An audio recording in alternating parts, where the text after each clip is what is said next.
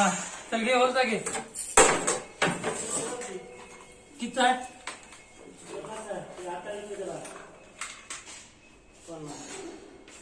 ते नको आधी 25 की 28 28 मला लागते 25 केबलला 28 ह्याला बीट कुठं आहे कोणतं बीट आहे त्याच्यात बारकं बीट तसंच दाबून ते खुडून गेले नाही तसंच हा लागते ते आले की त्या ह्याला फुलाची आहे का त्यावेळी कुठं आहे त्याची वळण आहे त्याचं